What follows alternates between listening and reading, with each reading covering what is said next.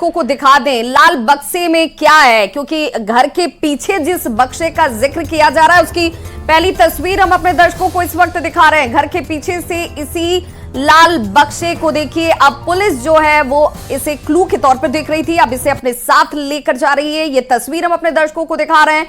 ये ground zero से पहली तस्वीर और साक्ष्य भी अपने आप में एक बड़ा।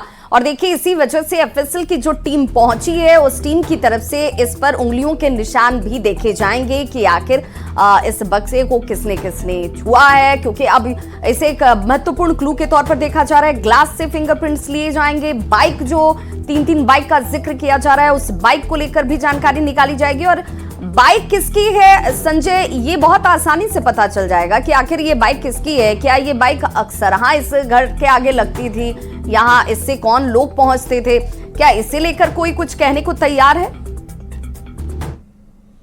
बिल्कुल, एडीजी मुख्यालय ने कहा कि उनके घर के परिसर से जो उनका प्रीमाइसेस है हाउस का, उससे बाइक बरामद की गई है और ये पता किया जा रहा है कि ये बाइक आखिरकार किनकी है, कब ये बाइक आई थी, क्या ये बाइक कल लाकर लगाई गई थी या इसके पहले कितने दिनों पहले ये बाइक रखी गई थी। इस बाइक के रखने का क्या मकसद है, कौन से लोग इसको यूज करते थे या फिर क्या क्रिमिनल एलिमेंट ने ये बाइक छोड़ी है, इस बारे में छानबीन चल रही है। और फिलहाल केवल हिंट दिया उन्होंने कि बाइक भी बरामद की गई है और बाइक पर भी इन्वेस्टिगेशन चल रहा है। काफी महत्वपूर्ण बात आपने कही, फिंगरप्रिंट की बात कही कि जो बॉक्स ले जाया गया घर से बाहर उसमें किन लोगों के फिंगरप्रिंट हैं, जो सस्पेक्टेड लोग हैं उनसे भी उसका मिलान किया जाएगा, जो कल लोग आए थे उनके बारे में भी जानकारी हासिल की जाएगी। एक सीसीटीवी कैमरा है वो बहुत कुछ बोल रहा है इस बारे में, हालांकि उसके बारे में एडीजी मुख्यालय ने बहुत कुछ नहीं बताया है, लेकिन उन्होंने जानकारी दी है कि सीसीटीवी कैमरे से बहुत कुछ पुलिस को हासिल हुआ है। अब देखना होगा, इन्वेस्टिगेशन चल रहा है, क्या कुछ पुलिस आने वाले समय में हासिल करती है। क्या इस घर में भी, चूंकि घर लग रहा है कि ये अंडर कंस्ट्रक्शन भी था, अभी बहुत पूरी तरीके से ये कंप्लीट भी नहीं दिख रहा है, तो क्या यहाँ पर इस घर में भी सीसीटीवी कैमरे लगाए गए थे? चूंकि वो अकेले रहते थे तो मुकेश सहनी जो मुंबई में रहते हैं उनकी तरफ से सुरक्षा के लिहाज से सीसीटीवी कैमरे तो लगाए गए होंगे। देखिए, उन्होंने सीसीटीवी, एडीजी मुख्यालय ने सीसीटीवी कैमरे की बात कही है। उन्होंने कहा कि कई सीसीटीवी कैमरे जो है वो खंगाले गए हैं और उसी सीसीटीवी कैमरे से सस्पेक्टेड लोगों की जो उनकी कल गतिविधियां थी वहां पर उनको पकड़ा गया है। तो सीसीटीवी कैमरा एक अहम कह सकते हैं कि एविडेंस का सोर्स जो है वो साबित हो सकता है और उसी पर फिलहाल साइंटिफिक तरीके से काम चल रहा है। संजय, जिस तस्वीर को हम दिखा पा रहे हैं, ये लाल बक्सा, इस बक्से को उठाने के लिए 5-5 पुलिसकर्मियों की जरूरत पड़ रही है, यानी कि ये हल्का तो है नहीं और इसे कोई एक शख्स उठाकर बाहर फेंक दे ये भी संभव नहीं है। यानी कि यहाँ एक से ज्यादा, 2 से ज्यादा, उससे ज्यादा लोगों की संख्या मौजूद रही होगी। इस बक्से को घर से बाहर क्यों फेंका गया, इस बक्से के अंदर क्या है, कई सवाल ये बक्सा खड़ा कर रहा है। जी बिल्कुल, और यही तो इन्वेस्टिगेशन का हिस्सा है। पुलिस मान रही है कि कोई 1-2 लोग इसमें इन्वॉल्व नहीं होंगे। जो नंबर ऑफ क्रिमिनल्स हैं उनकी अधिक से अधिक संख्या रही होगी।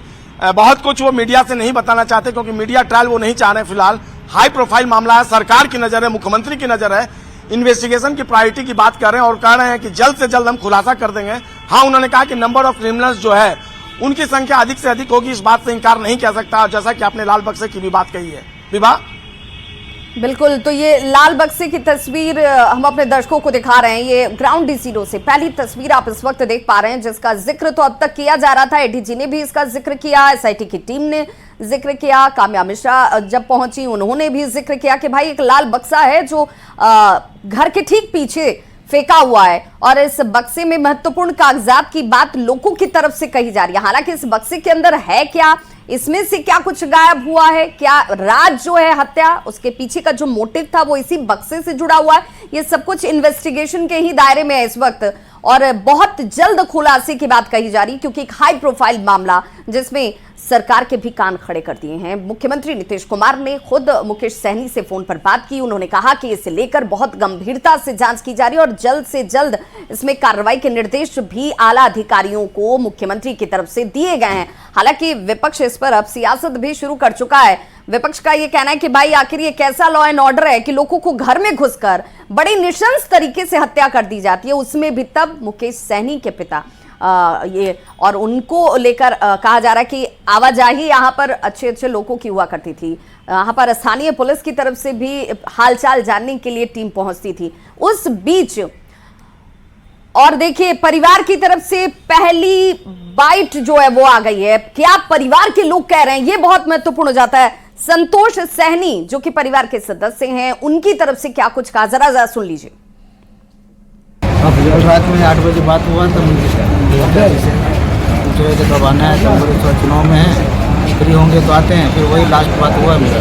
फिर सुबह ये घटना पता चला है, इसके अलावा मुझे आपको जानकारी परिजनों से जो अपने अभी तक बात क्या जानकारी मिली है?